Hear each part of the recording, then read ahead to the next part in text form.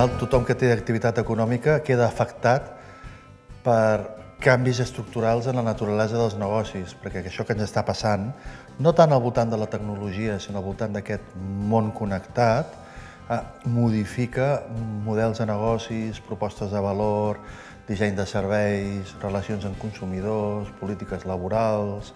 Són masses coses les que queden afectades. El que defineix aquest moment, en el fons, és la nostra relació amb la informació.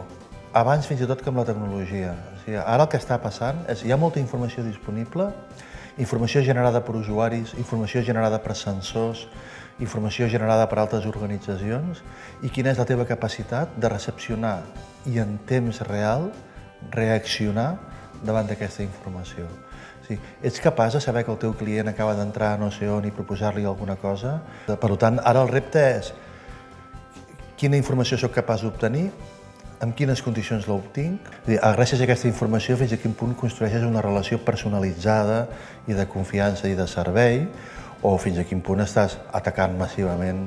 M'és igual si ets Amazon o si ets una cooperativa de 4 treballadors, de 4 persones.